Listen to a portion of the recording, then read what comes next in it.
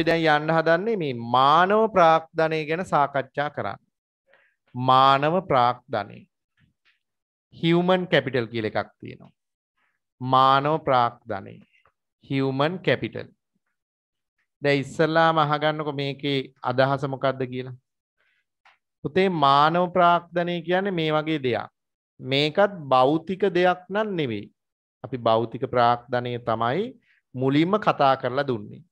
භෞතික ප්‍රාග්ධනය, ස්ථාවර ප්‍රාග්ධනය නැත්තම් අපි මූර්ත ප්‍රාග්ධනය කියලා මුලින්ම මාතෘකාවක් සාකච්ඡා කළා. පුතේ මේ මානව ප්‍රාග්ධනය කියන්නේ මෙන්න මේ වගේ දෙයක්. හොඳට අහගන්න.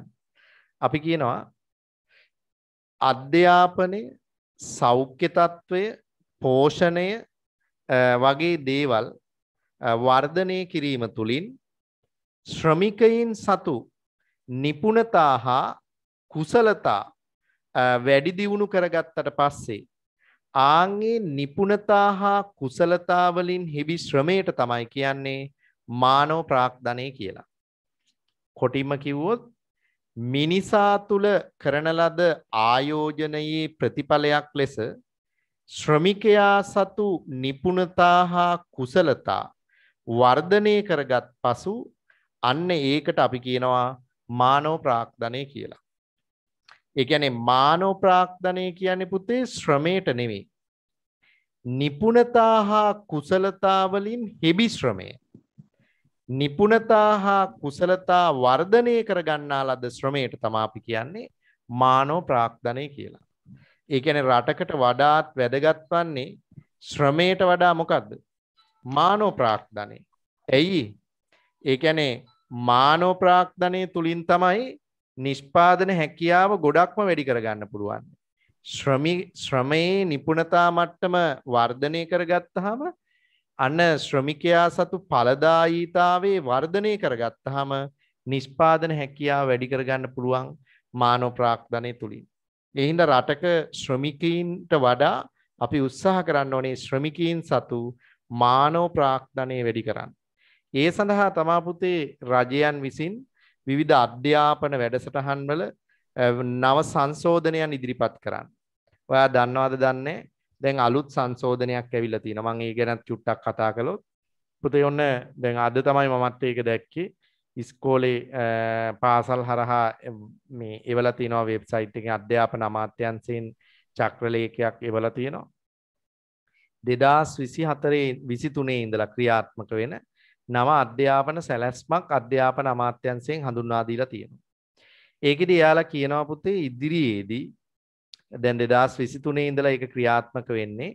ඒක ඉස්සරලාම් බලපාන්නේ සාමාන්‍ය පෙළ දක්වා ළමයිට උසස් පෙළට ක්‍රමානුකූලව ඒ ඉස්සරහට 2023 ඉඳලා ආරම්භ කරන්න හදනවා පුතේ මේ අපිට කැමති නම් අවුරුද්දකට කලින් O level විභාගේ ඇප්ලයි කරන්න පුළුවන් හැමෝටම. ඒ කියන්නේ 10 වසරින් O level ලියන්න පූර්ණ අයිතිය දෙනවා. ඒ වගේම පුතේ මේ විභාග ක්‍රම කියන ඒවා අයින් කරන්න යන්න. විභාග කියලා જાතියක් නැති කරලා මොඩියුල් ක්‍රමයක් ඇති කරන්න යන්න. ඒ කියන්නේ දැන් ඒකට කියන්නේ දැන් කැම්පස් එකේ නම් කියන්නේ සෙමෙස්ටර් කියලා જાතියක්. ඒකෙදි මේ දවස් කීපයක් උගන්වලා ඒ දවස් කීපෙන් හදන පේපර් එකකට උත්තර ලියන්න තියෙනවා. අර සාමාන්‍ය විභාග රටාව අයින් කරන්න යන්න. ඒතර ළමයිට ක්‍රියාශීලීව වැඩ කරන්න තියෙනවා. ළමයිගේ විෂය නිර්දේශයන් වෙනස් කරන්න හදනවා පුතේ. අනිවාර්ය විෂයන් කීපයක් තියෙනවා. ඒ අතර ප්‍රධාන එක විෂයක් තමයි ක්‍රීඩාව. හැම ළමයෙකුටම කුමන හෝ ක්‍රීඩාවක් කරන්න වෙන එක අනිවාර්යයි. ඒ කියන්නේ මේ නිරෝගී පරපුරක් සහිත අර නව දැක්මක් සහිත දරුවෙක් බිහි කිරීමේ අධ්‍යාපන ක්‍රමයක් තමයි නිර්මාණය කරන්න උත්සාහ කරන්නේ. එතනදී ළමයිට පාඩම් කරන්න දේවල් අඩුයි. විභාග ලියනවා නෙමෙයි තියෙන්නේ ක්‍රියාකාරකම් කරලා තමයි ලකුණු ගන්න තියෙන්නේ. ඒ නිසා විභාග වලට වඩා දැන් අපි හිතමු ළමයෙකුට කැමතියි කියලා වඩු වැඩ කරන්න නැත්නම් මොන හරි මේෂන් වැඩ කරන්න. ඒ ළමයාට වෙනම විෂයක් ඉස්කෝලේ තුල තියෙනවා.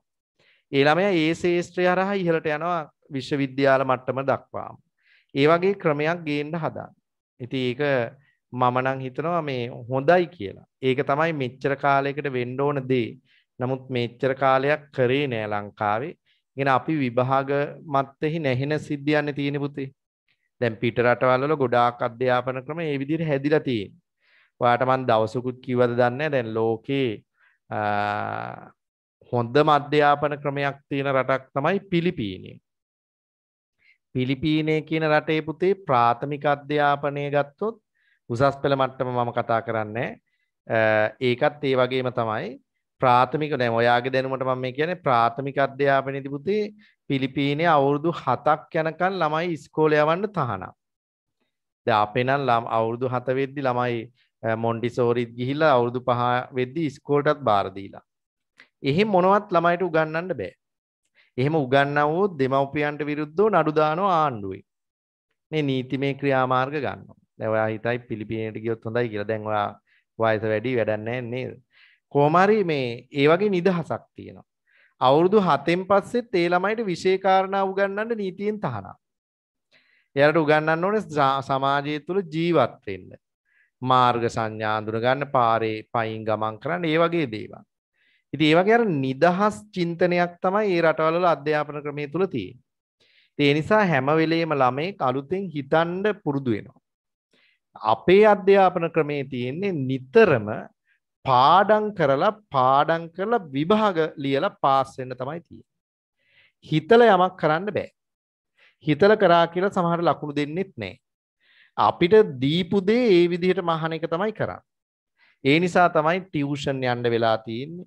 නේද? ඒ හින්දා තමයි ඉස්කෝලේ එපා වෙලා තියෙන්නේ. ඉතින් හැම වෙලේම අපිට මේ පොතත් එක්ක ජීවත් වෙන ක්‍රමයක් තමයි අපේ අධ්‍යාපන ක්‍රමේ තියෙන්නේ. ඉතින් ඒක වෙනස් වෙන්නයි හදන්නේ. ඒක හොඳයි. අනාගතේන ළමයිට මොකද ඒ තුලින් අර සුපිරි කැරක්ටර්ස් බිහි වෙයි කියලා මම නම් හිතනවා. මොකද අලුතෙන් හිතන්න යමක් පුරුදු වෙන්න නැත්නම් හිතන විදිහක් තමයි ඒකෙදි උත්සාහ කරන්න දෙන්න. ඉතින් අපි ඒක පස්සේ කතා කරමු. කෙසේ හෝ ඒත් මේ හියුමන් කැපිටල් එක වර්ධනය කරන ක්‍රමයක්. ඒ කියන්නේ මානව ප්‍රාග්ධනය සංවර්ධනය කරන්න අධ්‍යාපන ක්‍රම ප්‍රතිසංස්කරණය කරනවා. ඒ තුලින් වෙනදට වඩා හොඳ කුසලතා හා නිපුණතා වලින් හෙබි ශ්‍රමිකීන් පිරිසක් රටෙන් දායක වෙනවා. ඊළඟට පුතේ සෞඛ්‍ය හා පෝෂණය. ඒකත් වර්ධනය කරන්න ඕන. ඒක සඳහා තමයි සෞඛ්‍ය ආයතන තියෙනවා, පෝෂණ ක්‍රම තියෙනවා. ඒවා හඳුන්වා දීලා හොඳ කෑම වර්ග, හොඳ සෞඛ්‍ය පහසුකම්, හොඳ බෙහෙත් වර්ග, ලෙඩ රෝග වැළඳෙන ක්‍රම වළක්වා ගැනීම නැත්නම් රෝග නිවාරණ කිරීමේ වැඩසටහන්.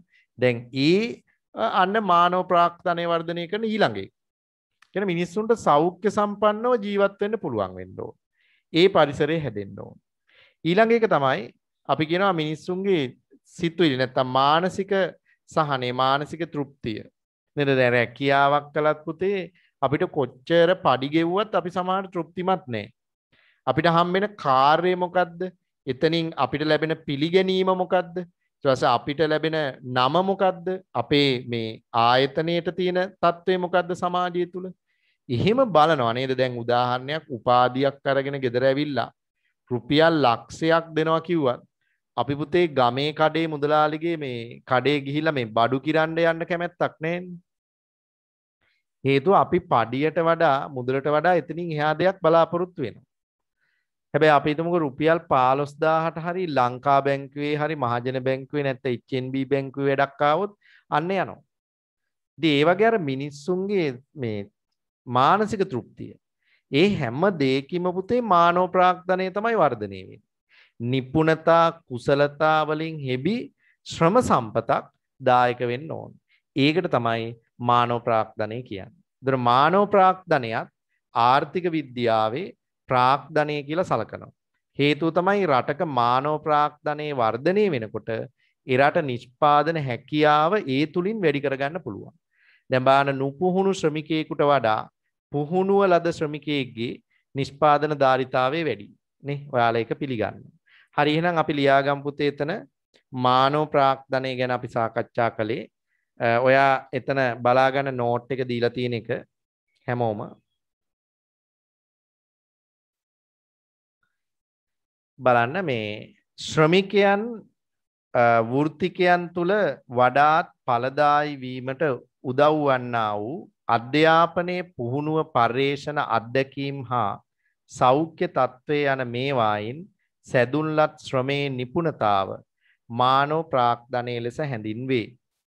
මානව ප්‍රාග්ධනයේ මගින් ශ්‍රමිකයාගේ ඵලදායීතාව වැඩි කරගත හැකි අතර නිෂ්පාදනයේ ප්‍රමාණාත්මක හා ගුණාත්මක බවද ඉහළ නංවාගත හැකි වේ. වැඩි දියුණු කළ ශ්‍රමය ඌ මානව ප්‍රාග්ධනයට නිදසුනක් වන්නේ සැලසුම් ශිල්පීන්, විශ්වවිද්‍යාල ආචාර්යවරු, පුහුණු ගුරුවරු, විශේෂඥ වෛද්‍යවරු. දැන් බලන්න මේ අය මානව ප්‍රාග්ධනයට හොඳ උදාහරණ. පුතේ ශ්‍රම විභජනය හා විශේෂීකරණය තුලින් වෙන්නේ මානව ප්‍රාග්ධනයේ ගොඩ දාන එකම තමයි. දැන් බලන්න විශේෂඥ වෛද්‍යවරු, පුහුණු ගුරුවරු, ඊළඟට ගණකාධිකාරීවරු. දැන් මේ අය විශේෂීකරණය වෙලා එක ශේෂ්ත්‍රයක් පිළිබඳව කාලයක් තිස්සේ කරන ලද අධ්‍යයනය තුලින් ඒ අයගේ නිපුණතා හා කුසලතා වර්ධනය කරගෙන තියෙනවා. ඒ නිසා ඒවට අපි කියන්නේ මානව ප්‍රාග්ධනය කියලා. පැහැදිලිද? රයිට්. ඔතන නවත්තපු තැන එක වාක්‍යයක් ලියන්න පුතේ මෙහෙම. ලියන්න මෙහෙම. මානව ප්‍රාග්ධනය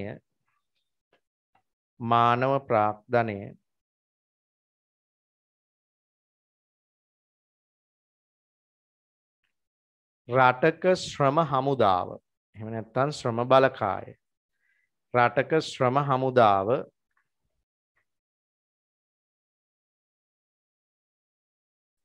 විසින් සමුච්චනය කරගනු ලබන, ඒ කියන්නේ එක්රැස් කරගත් කියන එක, සමුච්චනය කරගනු ලබන දැනුම, කුසලතා හා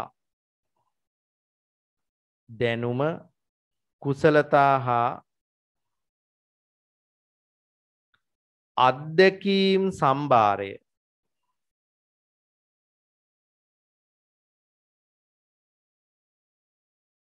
එනම් අධ්‍යාපනය,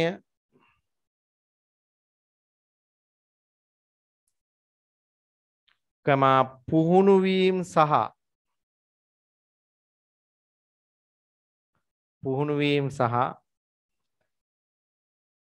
අත්දැකීම්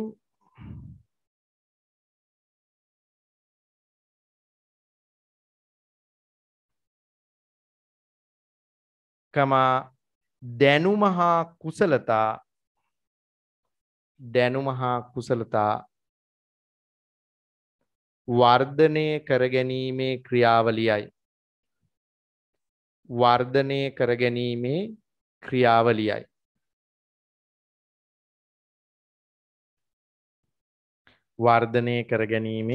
ක්‍රියාවලියයි. අන්න තේරුම් ගන්න පුතේ, මානව ප්‍රාග්ධනයේදී බලාපොරොත්තු වෙන්නේ එතකොට අපි මේ මිනිස්සුන්ගේ දැනුම හා කුසලතා වැඩි කරගන්න උත්සාහ කරනවා ශ්‍රමිකයා තුල කරන ලද ආයෝජන තුලින්. මොනවද ශ්‍රමිකයා තුල කරන ආයෝජන කියලා ඇහුවොත් ඔයා ලියන්න ඕන මොනවද? අධ්‍යාපනයේ විධිමත් කිරීම, පුහුණුවක් ලබා දීම, සෞඛ්‍ය හා පෝෂණ තත්ත්වයන් වර්ධනය කිරීම, අත්දැකීම් ලබා දීම තුලින් තමයි කුසලතා හා නිපුණතා වර්ධනය වෙන්නේ. ඒකනේ පුතේ දැන් බලන්නකො සමහර මිනිස්සුන්ට පේපර් ක්වොලිෆිකේෂන් තියෙනවා. ඒ කියන්නේ විභාග සමත් වෙලා සර්ටිෆිකේට් තියෙනවා. ඒ වුණාට වැඩක් කරන්න ගිහපුවාම එයාට ඒක කරන්න බෑ. ඇයි? ඒකට හේතුව තමයි එයාට අත්දැකීම් නැහැ. එයාගේ නිපුණතා හා කුසලතා සම්වර්ධනය වෙලා නැහැ. ක්වොලිෆිකේෂන් තියෙනවා, විභාග පාස් වෙලා, ඒ කියන්නේ පාඩම් කළා. ඒකයි මම කියන්නේ මේ දැන් මේ අධ්‍යාපන ක්‍රමයේ තුලින් ගොඩ නැගෙන නැත්තම් බිහිවන ළමයි ඕන් ඔය වගේ අය තමයි බිහි වෙන්නේ. ඒ කියන්නේ ඒ අය කටපාඩම් කරපු දෙයකින් උත්තරයක් ලියන්න පුළුවන්. හැබැයි ඒ අයට හිතලා දෙයක් කරන්න බෑ. දැන් විතක මට මතක නෑ විද්‍යාඥයා කවුද කියලා. මං හිතන්නේ ඇල්බර්ට් අයින්ස්ටයින් හරි කවුරු හරි කෙනෙක් කියලා තියෙනවා පුතේ මේ මම ඉස්කෝලේ ගිය කාලේ අපරාධේ. ඒ කාලෙත් මට නොයා ඉන්න තිබ්බේ කියලා. ඒ කාලේ මට තවත් හිතලා යමක් කරන්න තිබ්බ එකට බාධාවක් වුණා කියන එක තමයි එයා ප්‍රකාශ කරලා තියෙන්නේ. හැබැයි එහෙමයි කියලා ඔයා ඉස්කෝලේ යන්න නැතුව ඉන්න එපා. මොකද එහෙම වුණොත් ඔයාට විභාගෙ ලියන්න වෙන්නේ. අපි පුතේ සංශෝධන වලට යටත් වෙන්න ඕනේ. ඒක හරි. නමුත් පවත්නා ක්‍රමයට අනුව අපිට යන්න වෙනවනේ. අපි කැමතිත් නෑ වෙන්න පුළුවන්. නේද? දැන් බලන්නකො ඔයා ඉස්කෝලේ ගිය දවස් ඉඳලා උගන්නන එකනේ වැඩි. නේද? අපි නම් අපේ පොඩි කාලේ ගත කරපු විදිය මතක් වෙනකොට පුතේ තවත් ඔයාලා ගැන දුක හිතෙනවා. සමහරට මේ ඔයාට එක දවසකවත් චුට්ටක්වත් සෙල්ලම් කරන්න අවස්ථාවක් ඉස්කෝලේ තිබිලම නෑනේ. ගිය වෙලේ ඉඳලා එක එක ගුරුවරු එක එක විදිහට විවිධ පාඩම් විවිධ විෂයන් උගන්වන්න ඔයාගේ පන්ති කාමරයට එනවා. ඒ එනකොට ඉතින් ඔයා මලෙන් තමයි ඉන්නේ නේ. මල්ල පැනලා ඉන්න ඕන් දැන් ආවා කියලා ඉන්නේ. ඒ ගුරුවරුත් අසරණයි ළමයි. ඒ යාලටත් වගකීමක් දීලා නැති. ඒ නිසා එයාලගේ රාජකාරිය එයාලා කරනවා. හැබැයි ඔයාට හිතෙන්න ඕන පුතේ මේ අපි දෙගොල්ලම එකතු වෙලා මේ දන්නවා අපි වැරදි ක්‍රමයකට යන්නේ කියලා. ඒ වුණත් ඒක වෙනස් කරන්නේ අපිට බැරි හින්දා. ඒ කියන්නේ අපිට ඒකට බලපෑමක් කරන අපි අදහස් ඉදිරිපත් කළාට බලය තියෙන්නේ අපිට නෙමෙයි. නේද? ඒ නිසා අපි දෙන්නේ මොකද්ද කරන්නේ මොකද්ද කියන්නේ මොකද්ද ඒ විදිහට කටයුතු කරන්න වෙලා තියෙන්නේ. ඒ නිසා මම නම් පෞද්ගලිකව විශ්වාස කරනවා සංශෝධනයක් අවශ්‍යයි. නිදහසේ දෙයක් කරන්න හැකියාවක් තියෙන අධ්‍යාපන ක්‍රමයක් අවශ්‍යයි. දැන් ඔයාම නිකමට හිතලා බලන්නකො පුතේ මම මේ කියනවට දැන් මේක වැරද්දක් කියලා ඔයා දකින්න එපා. දැන් උදාහරණයක් ගත්තොත් බලන්න දැන් A level මට්ටමේදී නම් ගොඩාක් දුරට මේක එච්චර වළංගු ප්‍රකාශනයක් නෙමෙයි. O level වගේ මට්ටමේදී 6 7 8 බලන්නකො දැන් සමහර ටියුෂන් ගුරුවරු සමහරට O level වත් පාස් නැහැ. හැබැයි ගණිතේ උගන්වනවා. හැබැයි ප්‍රශ්නේ තියෙන්නේ යා උගන්වන ළමයි AB දාලා සමත් වෙනවා. උපාධිධාරී පුජ්‍යලෙක් ඇවිල්ලා සමහර ගණිතේ පන්තියක් කරනවා. එයාට කියලා දෙන්න බෑ ළමයිට තේරෙන විදිහට. සමහරට දැන් මෙතන මම මේ කියන්න උත්සාහ කරේ ඒක තමයි මානව ප්‍රාග්ධනය. ඒ කියන්නේ දැන් අර කියන අර ක්වොලිෆිකේෂන් නැති වුණාට පුතේ එයා අත්දැකීම් තුලින් පුහුණුව තුලින් එයා අවුරුදු ගණනාවක් එකම දේ කරලා දැන් එයාට ක්‍රම අල්ලගෙන ඒ ගණන් ටික ළමයිට තේරෙන විදිහට කියලා දෙන්න පුළුවන්. ඒක තමයි මානව ප්‍රාග්ධනය කියන්නේ. ඉතින් එතන දැන් මම ඒක දිරිමත් කිරීමක් නෙමෙයි කරේ. නමුත් ඔයා තේරුම් ගන්න අපිට මේ අධ්‍යාපන ක්‍රමයේ තුලින් ඔන්න ඔය වගේ චරිතයක් හදන්න බෑ. ඒ නිසා අපි මේ ක්‍රමේ වෙනස් කළොත් ඇත්තටම හිතලා බලලා යමක් කරන්න පුළුවන් කෙනෙක් බිහි වෙනවා. එතෙන්ද තමයි අපි ගේන්න ඕනේ කියන එක තමයි මම කියන්නේ. මම හිතනවා ඔයාලා මාත් එක්ක එකඟයි කියලා. ඒ නිසා පුතේ අර මේ අපි උත්සාහ කරමු අපි බලමු මම හිතනවා කෙටි කාලයක් තුල ඒක වෙනස් වෙයි. නමුත් ඔයාට වෙනස් වෙන්නේ නැහැ. ඔයාලා විභාගේ ලියලත් ඉවරනකොට තමයි O level ළමයිට මේක හඳුන්වා දෙන්න ප්ලෑන් කරලා තියෙන්නේ. ඒතර ඔයා A level උත් ලියලා ඔයා උසස් පෙළින් මේ විශ්වවිද්‍යාලේ යනවා නම් එහෙ ගිහිල්ලත් ඉවරයි. එහෙනම් ඔයාලට ඒක අදාළව නැහැ. ඔයාලගේ පස්සේ එන ජෙනරේෂන් එකට අලුත් ක්‍රමයකට යන්න වෙනවා. එහෙම නැතුනොත් මේක විනාශයක්. නේද? හරි. මානව ප්‍රාග්ධනයේ තේරුණා කියලා හිතනවා. පුතේ අපි ඊළඟට යන්නේ තව කොටස් දෙකයි තියෙන්නේ. ස්වභාවික ප්‍රාග්ධනය ගැන ඉගෙන ගන්න යන්නේ. ස්වභාවික ප්‍රාග්ධනය. මේ බලන්නකෝ.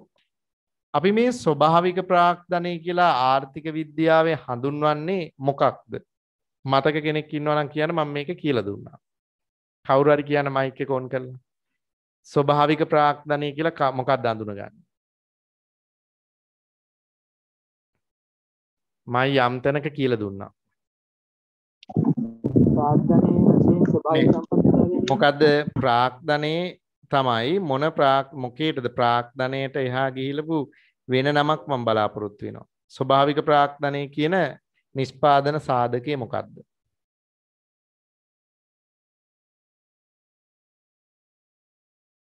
මොනවටද අපි ස්වභාවික ප්‍රාග්ධනය කිව්වේ? පුතේ ස්වභාවික ප්‍රාග්ධනය කිව්වේ භූමියට. හොඳට මතක තියාගන්න මම භූමිය කියන එක තැන ස්වභාවික ප්‍රාග්ධනය කියලා හඳුන්වනවා කියලා දුන්නා මම ඔයාට. මොකද්ද මෙහෙනම් ස්වභාවික ප්‍රාග්ධනය වෙන්න ඕන? අපි කියනවා භාණ්ඩ හා සේවා නිෂ්පාදන ක්‍රියාවලියේදී භාවිතා කරන ස්වභාව ධර්මයේ දායාද ලෙස ලැබිලා තියෙන නිෂ්පාදන ආධාරක තමයි ස්වභාවික ප්‍රාග්ධනය කියලා සාමාන්‍යයෙන් අපි අඳුනගන්නේ. එහෙනම් ස්වභාවික ප්‍රාග්ධනයට ගැනෙන්නේ පුතේ හිරු එළිය වාතයේ වර්ෂා ජලයේ ස්වභාවික පිහිටීම වගේ අර භූමියට අදාළ වෙන දේවල් තමයි මේ ස්වභාවික ප්‍රාග්ධනය කියලා ආර්ථික විද්‍යාවේ අඳුනගන්නේ. හරි. අපි යමු ඒකේ සටහනට. ඔයාගේ ඊළඟ පිටුවේ තියෙනවා පුතේ එන්නකෝ 11 වෙනි පිටුවට එන්න හැමෝම. ඒකේ මුදුනේම තියෙනවා ස්වභාවික ප්‍රාග්ධනය බලා ගන්න. එතන කියනවා ආර්ථිකයක පවත්නා ස්වභාවික සම්පත් ස්වභාවික ප්‍රාග්ධනයේ වශයෙන් හඳුන්වයි.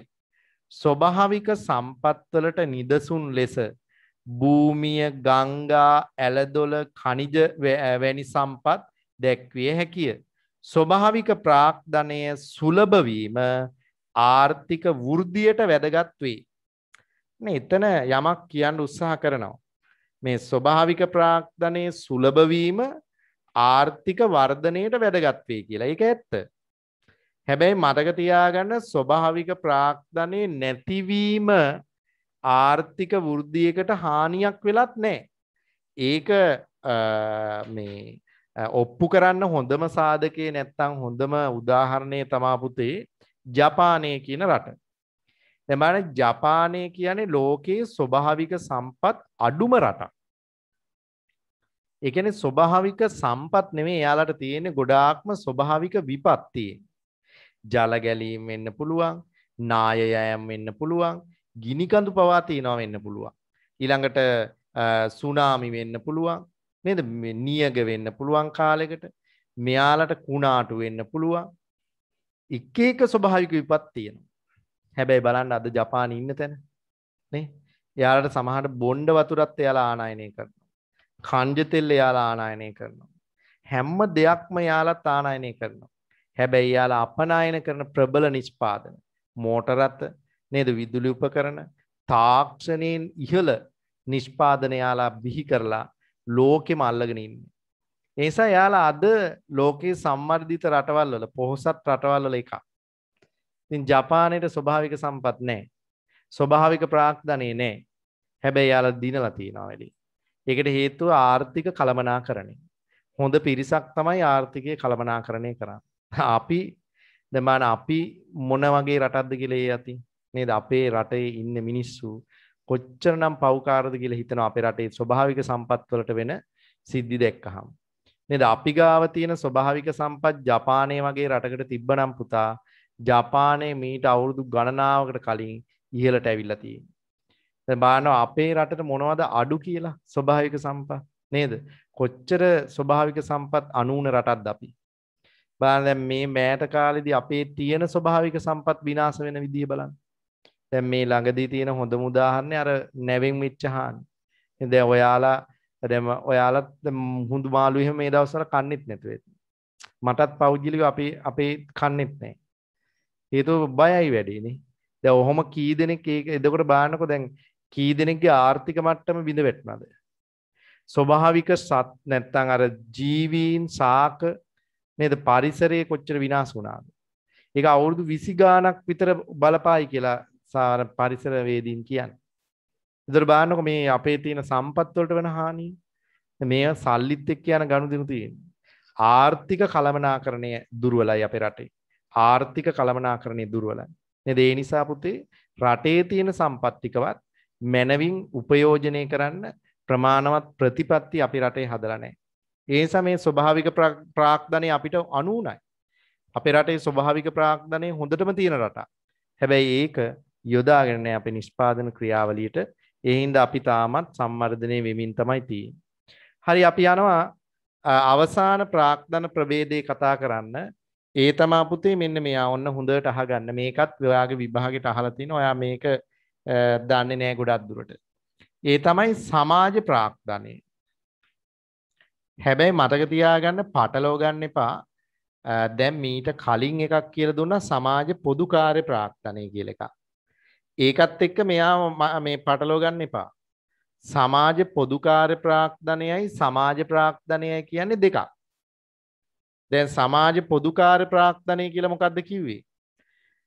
අධ්‍යාපනයේ සෞඛ්‍ය පෝෂණය වගේ මිනිසුන්ගේ ජීවන තත්ත්වයේ ඉහළ නංවාලීමට දායක වන පොදු සේවා ප්‍රාග්ධනය.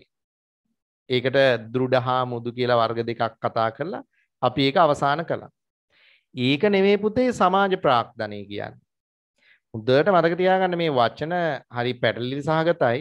සමාජ පොදුකාර්ය ප්‍රාග්ධනයයි සමාජ ප්‍රාග්ධනයයි කියන්නේ දෙකක්. දැන් සමාජ ප්‍රාග්ධනය කියන්නේ මෙන්න මේ වගේ දෙයක්. ඕන් අහගන්නකො මම ඉස්සෙල්ලා මේක සරලව අඳුන ගන්න විදිය කියලා දෙන්න.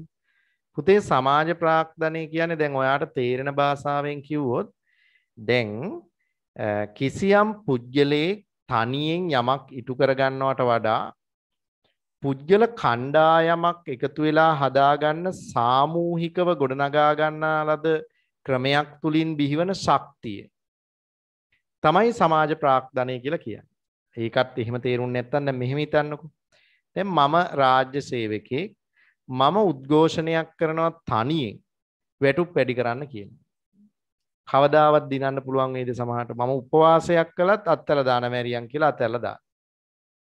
හැබැයි මම වෘත්තීය සමිතියක් පිහිටවගෙන ගුරුවරුන්ගේ වෘත්තීය සමිතියක් කරහා ඔක්කොමලා එකතු කරගෙන මුළු දිවයිනේම වැඩ වර්ජනයක් කරනවා වැටුප් වැඩි කරන්න කියනවා. බලපෑමක් ඇති වෙන්නේ නැද්ද? ඇති වෙනවා. වැටුප් වැඩි වෙනවද නැද්ද කියන එක නෙමෙයි. බලපෑමක් ඇති කරගන්න පුළුවන්. දැනෙන බලපෑමක්. ප්‍රවෘත්ති වලට කියයි, තීරණ ගයි, රැස්වීම් තියයි නේද? ලොකු කලබගැනීමක් කරන්න පුළුවන්. ඉතින් ඒකනේ දැන් කරන්නේ. ඔයාලා දැකලා ඇතින් දැන්. බාන දැන් බස් පෞද්ගලික බස් රථ හිමියා. එක්කෙනෙක් මේ වර්ජනය කළා කියලා දිනන්න පුළුවන්. බෑ. එයාලා මොකද කරන්නේ? ඔක්කොම පෞද්ගලික බස් ටික නවත්තනවා. ආයි පාර දිව්වොත් උන් යන්නේ උන්ට ගහන. ගහලා ගිනි තියලා දානවා. බස් දෙක තුනක් ගිනි තියලා දාපුවාම ඒකත් කතාවට ලක් වෙනවා. ඒකත් ජයග්‍රහණය. ඒකලා කොහොම හරි අරගලේ දින්න. මේ බලන්නකෝ දැන් නර්ස්ලා වෙන්න පුළුවන්, වෛද්‍යවරු වෙන්න පුළුවන්. අර විදුලි බල මණ්ඩලයේ සේවකයෝ වෙන්න පුළුවන්. මේ දුම්රිය සේවකයෝ වෙන්න පුළුවන්. පහුගිය කාලය තුල ඔයාලට ඇහෙන්න දැනෙන්න දෙබෙන්න ඇති. දැන් අර ප්‍රවෘත්තියම හැවුණා. උද්ඝෝෂණ තියෙනවා. උපවාස කරනවා. මාරාන්තික උපවාස කරනවා. දිනපු අවස්ථා තියෙනවා. හකුලගත් අවස්ථාවක් තියෙනවා. ගොඩක්ම තිබ්බේ දිනපුව. රජේ යමක් දෙන්නෙම නැහැ හිතලා මතලා. උද්ඝෝෂණ කරලා අරගල කරලා එහෙම තමයි ගන්න වෙන්නේ. ඒ කියන්නේ සමාජ ප්‍රාග්ධනය තුලින් තමයි දිනන්න පුළුවන්. දැන් බලන්න මේ සමාජ ප්‍රාග්ධනය ගොඩනැගෙන අවස්ථා ගණනාවක් තියෙනවා. එමනම් මරණාධාර සමිති සමාජ ප්‍රාග්ධනය. සාමූහිකව දේවල් කරන්නේ නේද පුතේ? කණ්ඩායම් ක්‍රීඩා තුල සමාජ ප්‍රාග්ධනය තියෙනවා. එමානේ ක්‍රිකට් ගහද්දී මම මගේ පර්ෆෝමන්ස් බලනවා. තව කෙනෙක් තමන්ගේ පර්ෆෝමන්ස් වැඩි කරගන්න බලනවා. මේ සනත් ජයසූරිය බලනවා තමන්ගේ සතකේ ගහගන්න. නේද? මුත්තයියා බලනවා තමන්ගේ ඕරේ හරියට දාගන්න. වැඩිම විකට් ගන්න. ඒ තමන්ගේ පෞද්ගලික ජයග්‍රහණ ගැන හිතුවනම් කණ්ඩායම් හැංගීමෙන් කවදාවත් දිනන්න වෙන්නේ නැහැ. ඒක තමයි වර්තමානයේ අපේ ලංකාවේ ක්‍රිකට් කණ්ඩායමට සමහරට වෙලා තියෙන්නේ. එකමුතුකමක් නැහැ. තම තමන්ගේ ජයග්‍රහණ කරලා කීයක් හරි හොම්බ කරගන්න උත්සාහ කරනවා මිසක් ටීම් එකක් විදිහට දිනන්නේ නැහැ. ඔයා බලන්නකෝ ඉන්දියාවේ ටීම් එක අන්න මිනිස්සු. ඒකනේ පුතා ඒ අය දිනන්නේ ඔච්චර.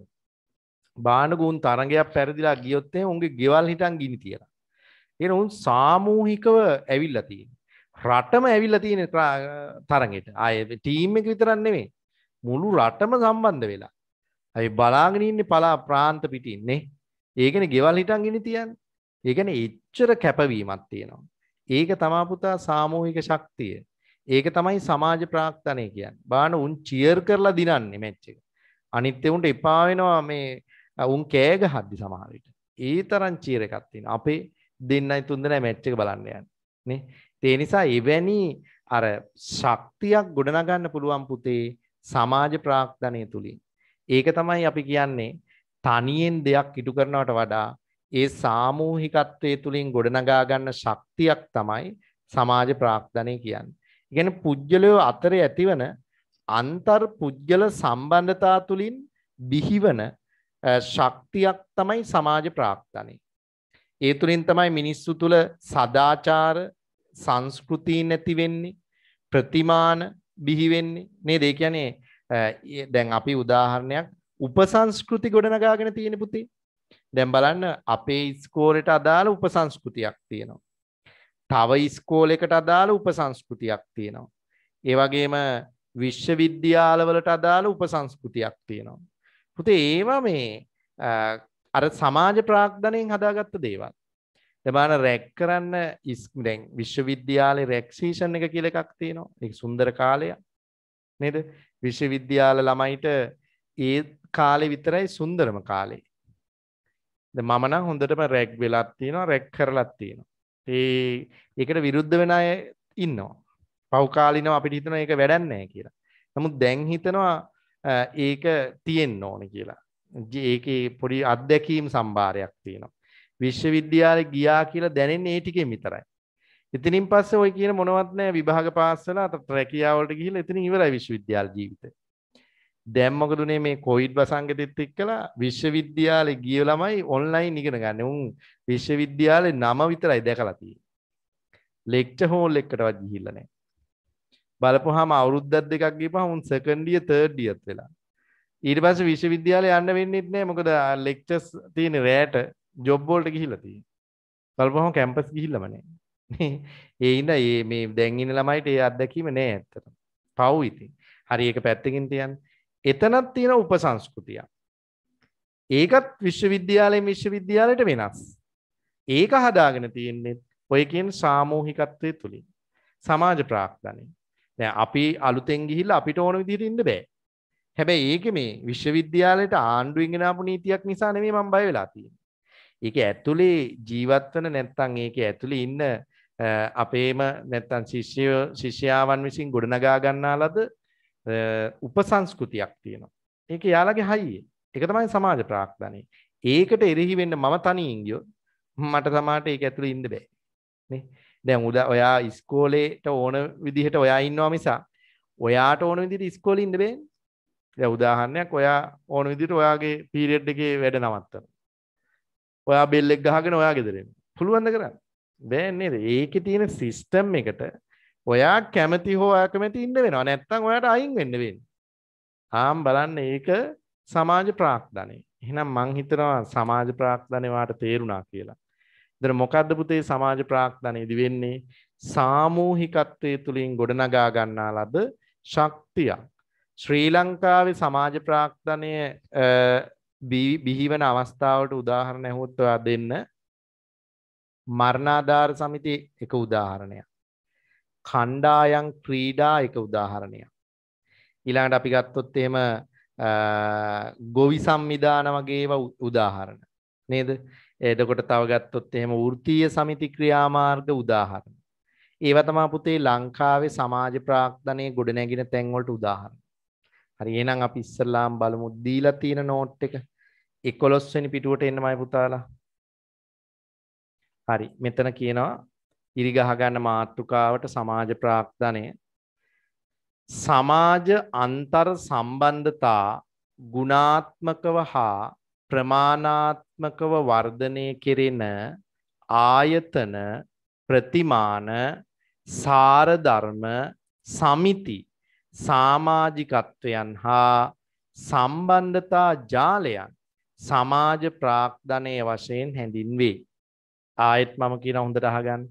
සමාජ අන්තර් සම්බන්ධතා ගුණාත්මකව හා ප්‍රමාණාත්මකව වර්ධනය කෙරෙන ආයතන ප්‍රතිමාන සාරධර්ම සමිති සමාජිකත්වයන් හා සම්බන්ධතා ජාලයන් සමාජ ප්‍රාග්ධනයේ වශයෙන් හැඳින්වෙනවා. ඒ කියන්නේ මේ අන්තර්පුද්ගල සම්බන්ධතා ප්‍රමාණාත්මකව හා ගුණාත්මකව වැඩි කරන තැන් තමයි සමාජ ප්‍රාග්ධනය කියන්නේ. ඒකනේ මම කිව්වේ මරණාධාර සමිති සාමූහික ක්‍රීඩා වෙන්න පුළුවන් වෘත්තීය සමිති වෙන්න පුළුවන් නේද? ඒව තමයි පුතේ අර අන්තර්පුද්ගල සම්බන්ධතා වර්ධනය කරන අවස්ථා. ඒව තමයි සමාජ ප්‍රාග්ධනය කියන්නේ. එතන එක වාක්‍යයක් මම හිතනවා ලියන්න ඕන. ලියන්න නතර කරපු තැනින් සමාජ ප්‍රාග්ධනය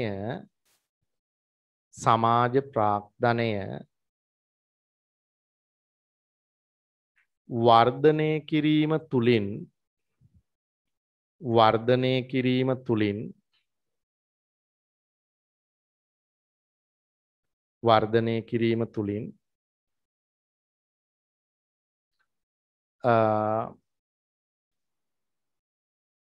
තනි තනිව ඉටු කරන කාර්යයන්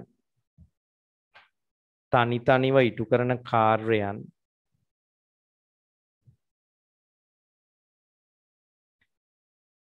වඩා සාර්ථකව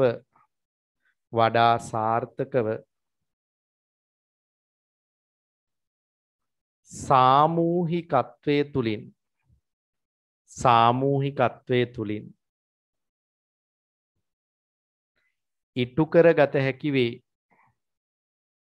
ඉටු කරගත හැකි වේ.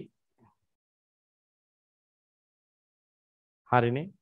පුතේ ඔතන චූටි අනුමාතෘකාවක් ලියන්න වාට ඉඩ දීලා තියෙනවා මම.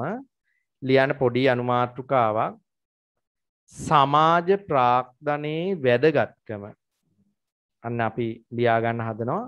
සමාජ ප්‍රාග්ධනයේ වැදගත්කම. මොනවද පුතේ රටකට සමාජ ප්‍රාග්ධනයේ තියෙන වැදගත්කම? ඔන්න එකක්. බලන්න මම මේ කියන එක තේරෙනවද කියලා. එකක් තමයි ಜಾති ભેද නැත්තම් ජනවාර්ගික අර්බුද කියමුකෝ අපි. ජනවාර්ගික අර්බුද අවම කරගන්න පුළුවන්. ඒ කොහොමද? ඒ කියන්නේ දැන් සාමූහිකත්වයේ තුලින් පුතේ අර අපි ಜಾති ભેද, කුල ભેද, ආගම් ભેද, වර්ග ભેද, ඒවා පක්ෂ ભેද ඒවා අයින් වෙනවා. ඒ තුලින් අර ජනවාර්ගික අර්බුද ජනයා අතර ඇති වෙන අර්බුදකාරී තත්ත්වයන් නැති කරගන්න පුළුවන්. දැන් ඒක තමයි ලෝකයේ ගොඩක් රටවල් උත්සාහ කරන්නේ රටක සමාජ ප්‍රාග්ධනය ඇතිවන තැන් විනාශ කරන්න ඉස්සරලා. එතකොට ಜಾති ભેද අරගල ඇති කරලා එයාලට රට ආක්‍රමණය කරන්න පුළුවන් විවිධ ආකාරයෙන්. දැන් උදාහරණයක් අපේ රටේ එහෙම වෙන්න අවස්ථා තියෙනවා. අපේ රටේ මිනිස්සු මෝඩයි නිති නේද? මේ ක්‍රියාත්මක වෙන විදිහත් එක්කලා හරි මෝඩ තීරණ එන්න පටු තීරණ ගන්න.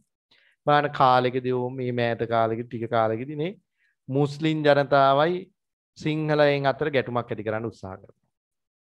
ක්‍රිස්තියානි අයයි මුස්ලිම් අයයි අතර ගැටුමක් ඇති කරන්න උත්සාහ කරා පාස්කු ප්‍රහාරයෙන්. ඒ අය දෙගොල්ල කොටවලා වොන් ඒ පැත්ත හදන්න බැරිව. ඊට පස්සේ ඔන්න පාන්සල් වල හාමුදුරුවන්ට බැනලා හරි මොකක් හරි එහෙම කරලා ඔන්න බෞද්ධයෝ උස ගන්නන්න උත්සාහ කරනවා. මේ එක එක පැති මේවා පුතා එක එක හැම නේද? එක එක උපක්‍රම මේකෙන් උත්සාහ කරන්නේ රටේ තියෙන වර්ගීකරණය නැත්තම් වර්ග ભેදය ඇති කරලා ඒ අය අතර ගැටුම් ඇති කරනවා. ඒ කියන්නේ සමාජ ප්‍රාග්ධනය විනාශ කරන්න ලැහැත්ති. දැන් බලන්නකෝ ඔයා නිකමට උත්සාහ කරලා මේවා මන් දන්නේ ඔයා දැනගෙන දැකලා තියෙනවද කියලා. සමහර ආයතනවල බලන්නකෝ ප්‍රධානීන් කරන වැඩ. ආයතන ප්‍රධානීන් පුතා කැමති එයාලගේ සේවකයෝ අතරේ ගැටුමක් තියෙනවා නම්. සේවකයෝ අතරේ සාමූහිකත්වයේ වර්ධනය වුණොත් ආයතන ප්‍රධානීන්ට ප්‍රශ්න එනවා වැඩි. එයි මොනවා හරි කිව්වොත් සෙට් එකම එළියට බහින්න. වැඩේ කරගෙන යන්න බෑනේ. හැබැයි සේවකයෝ අතරේ ගැටුමක් ඇති කළොත් එයාගේ වැරදි තව එක්කෙනෙක් කියනවා, තව එක්කෙනෙක් වැරදි තව එක්කෙනෙක් කියනවා, පාවදීම් කරනවා, කේලම් කියනවා. ආයතන ප්‍රධානියාට ඔක්කොම ටික අල්ල ගන්න පුළුවන්.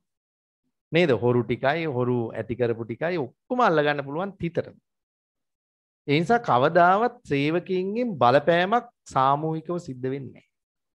ඒ හින්දා ගොඩාක් ආයතන ප්‍රධානීන් කැමති සේවකයෝ අතර ගැටුමක් තියෙනවා. ගොඩාක් විදුහල්පතිවරු කැමති ගුරුවරු අතරේ කල්ලි වාදයක් තියෙනවා. විදුහල්පති පෙන්නන්නේ නම් අකමැති වගේ.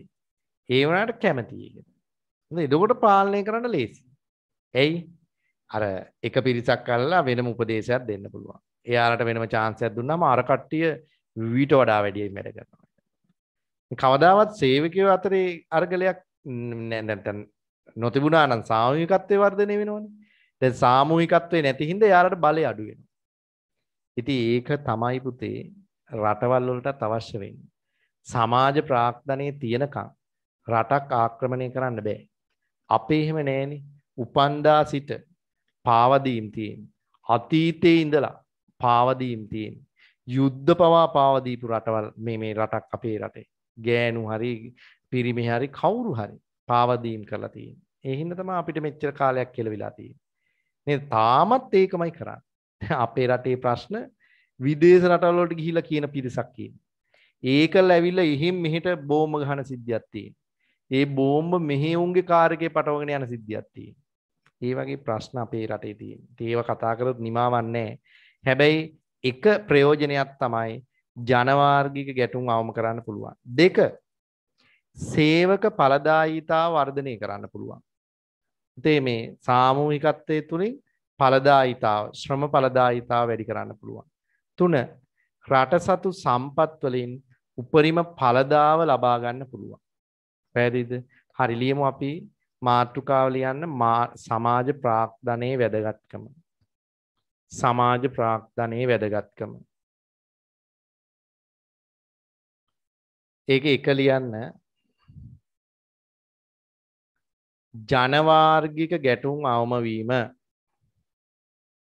ජනවාර්ගික ගැටුම් අවම වීම. ජනවාර්ගික ගැටුම් අවම වීම. දෙක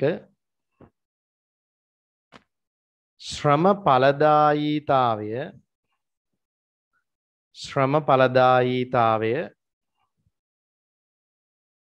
වර්ධනය වීම. ශ්‍රම ඵලදායීතාවය වර්ධනය වීම.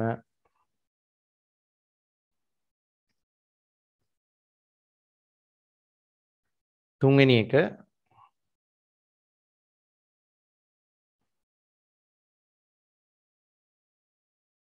රට සතු සම්පත් වලින්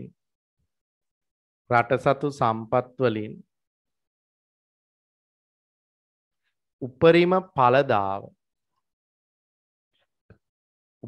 ඵලදාව ලබාගත හැකි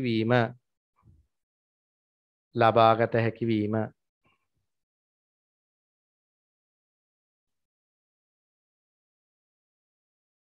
තව එකක් ලියන්න.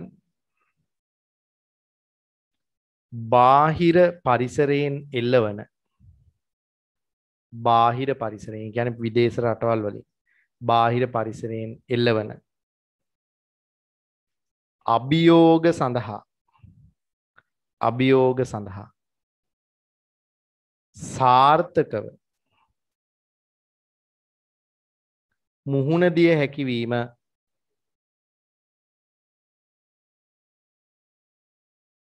හරි. ඔතනින් පුතේ මේ ප්‍රාග්ධනය කියන මාතෘකාවේ තියරි කොටස් ටික අවසන් වෙනවා.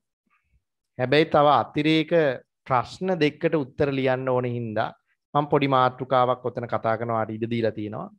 ඒ නිසා ඔයාලා ලියා ගන්න පුතේ ඔතන පොඩි මාතෘකාවක්. මානව ප්‍රාග්ධනය හටගන්නා නැත්නම් මානව ප්‍රාග්ධනය රටක මානව ප්‍රාග්ධනය වර්ධනයට බලපාන සාධක.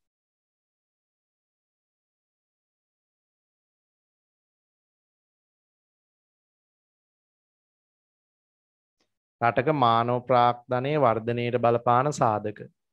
දැනටමත් ඔයාට කියන්න පුළුවන් වන්න ඕනේ. හැබැයි මං ඔයාගෙන් ඇහුවොත් දන්න ළමෙක් හෝ දෙන්නෙක් කියන්න බලන්න මොනවද මානව ප්‍රාග්ධනයේ වර්ධනයට බලපාන සාධක කියලා ඔයා ලියන්න. දැන් මානව ප්‍රාග්ධනය හොඳට කියලා දුන්නා මං අද ලොකු වෙලාවක් අරගෙන. රටක මානව ප්‍රාග්ධනයේ වර්ධනය කරන සාධක දෙකක් විතර කියන්න බලන්න. හරි. ඔන්න එකක් තමයි විධිමත් අධ්‍යාපනයක් ලබා දීම. තව එකක් කියන්න එහෙනම් දෙ.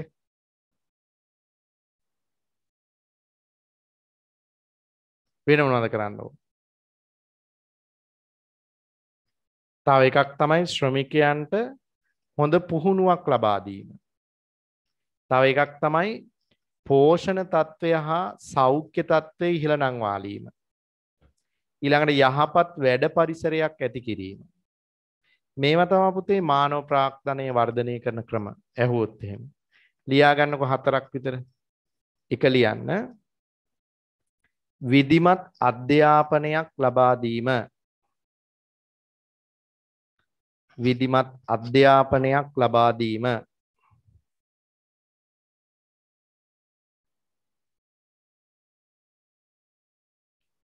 දෙක විධිමත් පුහුණුවක් ලබා දීම. විධිමත් පුහුණුවක් ලබා දීම. විධිමත් පුහුණුවක් ලබා දීම. 3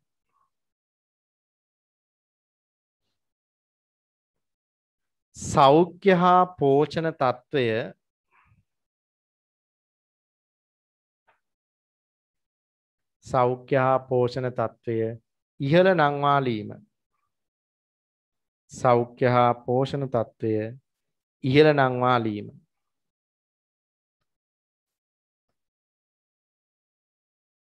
තවත් එකක් ලියන්න.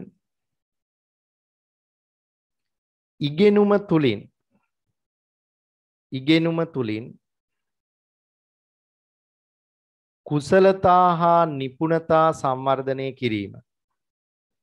ඉගෙනුම තුලින් කුසලතා හා නිපුණතා සංවර්ධනය කිරීම. හරි. පුතේ අවසාන මාතෘකාව එතන ලියන. තව එක කොටසයි ඒකේ ලියන්නේ මම. ලියන පහළ රූලෙන් මාතෘකාවක්. මානව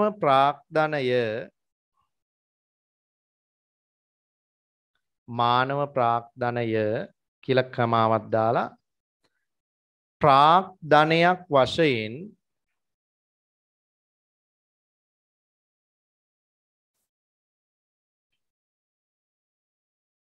ප්‍රාග්ධනයක් වශයෙන් සැලකීමට හේතු මොනවාද?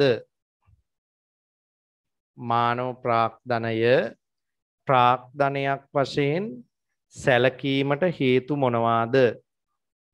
හරි. ඒක අහගෙන ඉන්නකෝ. ඒ ප්‍රශ්නෙට උත්තරේ වාට කියන්න බැරි වෙයි. ඒ වුණාට ඕක විභාග ප්‍රශ්නයක් මම ඔය දුන්නේ. ලකුණු 4ක ප්‍රශ්නයක්. ඒන හොඳට අහගන්න පුතේ. මානව ප්‍රාග්ධනය ආර්ථික විද්‍යාවේ ප්‍රාග්ධනයක් විදියට සලකන්න බලපාන හේතු කීපයක් තියෙනවා. පුතේ එක ප්‍රධාන හේතුවක් තමයි මානව ප්‍රාග්ධනයට පුළුවන් ශ්‍රම ඵලදායීතාව වැඩි කරන්න. ශ්‍රම ඵලදායීතාවේ වැඩි කරන්න පුළුවන්. දැන් ඔයා ඉගෙන ගත්ත මතකද ප්‍රාග්ධනයක සුවිශේෂී ලක්ෂණයක් තමයි ශ්‍රම ඵලදායීතාව වැඩි කරන්න පුළුවන්. පාට මන් දීපු උදාහරණේ මතක නම් පුජ්‍යලයක් පයින් ගමන් කරද්දී පැයට කිලෝමීටර් 4යි යන්නේ. පුට් සයිකලේ යද්දී පැයට කිලෝමීටර් 10ක් යනවා. මෝටර් සයිකලේ යද්දී පැයට කිලෝමීටර් 30ක් යනවා.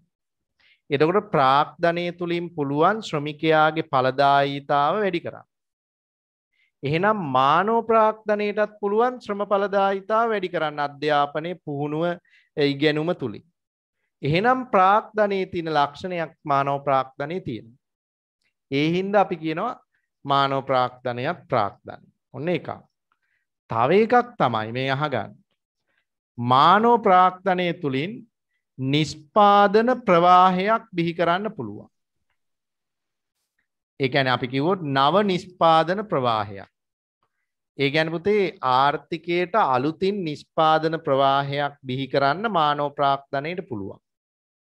ඒක එහෙම තේරුන්නේ නැත්තම් මං ඉස්සෙල්ලා කියන්නම් ප්‍රාග්ධනයේ පැත්ත. දැන් බලන්න මහන මැසිමකින් කමිසයක් මැහුවා කියලා මහන මැසිම ඉවර වෙන්නේ නැහැ. ඒක යොදාගෙන අලුතෙන් කමිස මහන්න පුළුවන්. ඒ කියන්නේ මහන මැසිම කියන්නේ ප්‍රාග්ධන භාණ්ඩය යොදාගෙන ආර්ථිකයේ තුල නව නිෂ්පාදනයක් බිහි කිරීමේ හැකියාව තියෙනවා. ඒ වගේම මානව ප්‍රාග්ධනයටත් පුළුවන් අනාගතයේදී නිෂ්පාදනය වැඩි කරන්න නව නිෂ්පාදන ප්‍රවාහයක් බිහි කරන්න දායකත්වයේ දෙන්න. දැන් නුපුහුණු ශ්‍රමිකයෙකුට වඩා පුතේ පුහුණු ශ්‍රමිකයෙක් නිෂ්පාදන හැකියාව වැඩි එයාගේ. ඒ කියන්නේ එයාට පුළුවන් අලුත් නිෂ්පාදන ඒකකයක් බිහි කරන්න දායක වෙන්න. ඒක මානව ප්‍රාග්ධනයේ ලක්ෂණයක්. ඒ හින්දාත් මේක ප්‍රාග්ධනයට සමානයි. ඊළඟට තව දෙයක් තමයි ඔයාලට මම කතා නොකරපු මාතෘකාවක් ඉස්සරදී කතා කරන්න තියෙනවා. ප්‍රාග්ධනය කියන්නේ ආයෝජනයේ ප්‍රතිඵලයක්. අපි ඉස්සරහට කියලා දෙනවා පුතේ රටක් සතු ඉතුරුන් ආයෝජනය කරපුවාම තමයි ප්‍රාග්ධනය බිහි වෙන්නේ. ඒකට අපි කියනවා ප්‍රාග්ධන සම්පාදන ක්‍රියාවලිය කියලා. ඒක ඔයාගේ ඊළඟ මාතෘකාව. ඒක ඊළඟ දවසේ මම කතා කරනවා. එතකොට මේ ප්‍රාග්ධනය බිහි වෙන්නේ ආයෝජනයේ තුලින්. මානව ප්‍රාග්ධනය බිහි වෙන්නේ ආයෝජනයේ තුලින්. කොහෙද ආයෝජනය කරන්නේ මානව ප්‍රාග්ධනය බිහි වෙන්න? ශ්‍රමිකයා තුල. එහෙනම් ශ්‍රමිකයා තුල කරන ආයෝජනයේ ප්‍රතිඵලයක් ලෙස තමයි මානව ප්‍රාග්ධනය බිහි වෙන්නේ. අන්න ඒ නිසා මේ ලක්ෂණ තුන තියෙන හින්දා අපි මානව ප්‍රාග්ධනය ආර්ථික විද්‍යාවේ ප්‍රාග්ධන සම්පතක් විදියට අඳුන ගන්නවා. ඒක තමයි ඔයා දෙන්න ඕන උත්තරේ. හරි අපි ඒකත් ලියාගමු. ලියන්න පුතේ එතන පහලින් උත්තරේ විදියට ලියමු අපි මෙහෙම. ප්‍රාග්ධනයට අයත් වන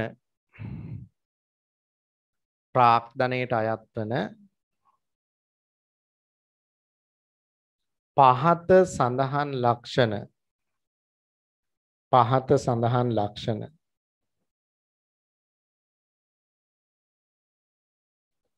මානව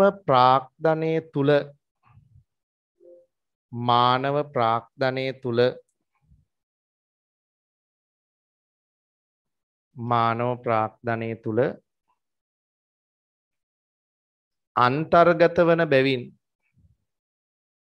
අන්තර්ගත වන බැවින්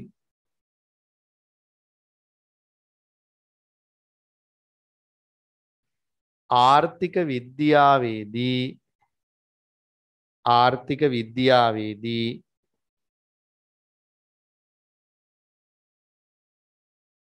මානව ප්‍රාග්ධනය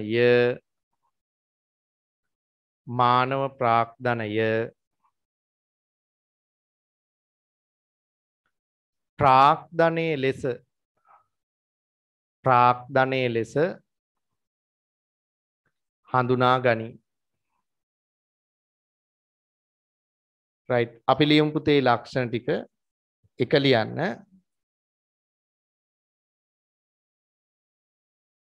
මානව ප්‍රාග්ධනය තුලින්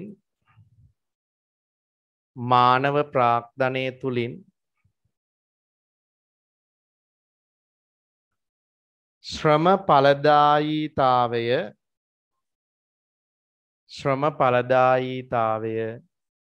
වර්ධනය වීම මානව ප්‍රාග්ධනය තුලින් ශ්‍රම ඵලදායීතාවය වර්ධනය වීම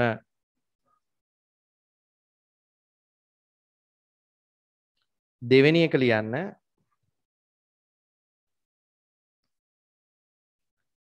නව නිෂ්පාදන ප්‍රවාහයක්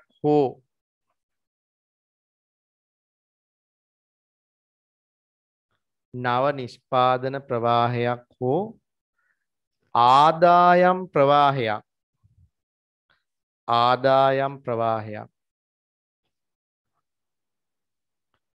බිහි කිරීමේ හැකියාව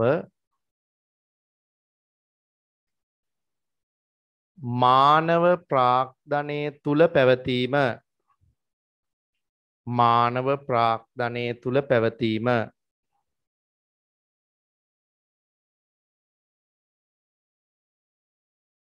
තව එකක් ලියන්න. මානව ප්‍රාග්ධනයද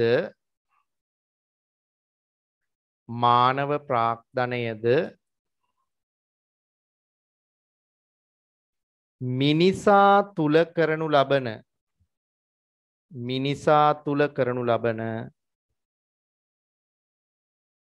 ආයෝජනයේ ප්‍රතිඵලයක්